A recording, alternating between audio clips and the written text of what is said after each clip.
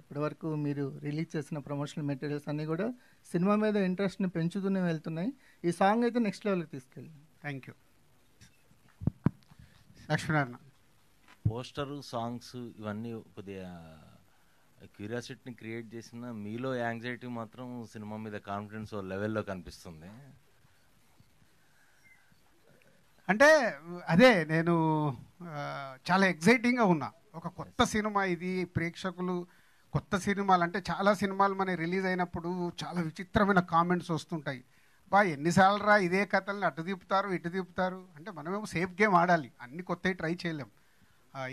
ఇన్ని సినిమాలు తీస్తున్నప్పుడు కాంటెంట్ని చూసి ప్రేక్షకులకు నచ్చేలాగా సేఫ్ గేమ్ కూడా ఆడుతూ ఉండాలి. అప్పుడప్పుడే కొత్తవి తగులుతాయి. సో నేను ఆ ఎగ్జైట్మెంట్లో ఉన్నాను. ఎప్పుడు కొత్త సినిమా తీయండి అని స్టేట్మెంట్ ఇస్తారు కదా, 2 వెరైటీ స్టోరీ ఇది.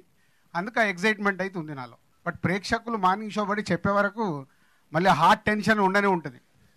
ఓకే సార్, నాకైతే ఏమనిచ్చిందంటే అంటే ప్రతిసారి ఇలాంటి అంటే గోస్ట్ సినిమా చాలా వచ్చినాయి. అందులో ఏంటంటే లాస్ట్గా ఆ గోస్ట్ ఏదో సాటిస్ఫై అవటం లేకపోతే ఏదో సమ్ ఉంటుంది. కాకపోతే ఇందులో ఏంటంటే హీరోకి ఏదో కొంత ఎఫెక్ట్ కలిగే విధంగా ఏదో ఉంటుంది అని అయితే నాకు అనిపిస్తుంది. ఆ క్లైమాక్స్లో ఆ గోస్ట్ వల్ల హీరో ఏదో సమ్ ప్రాబ్లం అయితే అదవుతాడు, ఏదో ఇది అవకాశం అయితే కనిపిస్తుంది నాకైతే. లేదు లేదు లేదు అందుకే చెప్తున్నాను. ఈ సినిమా చూసేటప్పుడు కూడా నువ్వు ఊహించలేవు నెక్స్ట్ ఏం జరుగుద్దని. చూశాక అర్థమవుద్ది, అమ్మని ఇలా చేశారా, వీళ్ళు మామూలు వాళ్ళు కాదు, వీళ్ళిద్దరు ఉన్నారే. ఈరోజు కూడా మళ్ళీ మార్నింగ్ 4:30కి పిలిచి నాకు సినిమా చూపించారు 4:30కి. నిన్నటి నుంచి చేజ్ చేసి ఆర్ఆర్ జరుగుతుంది సార్ ఫైనల్గా వచ్చి చూడండి అని.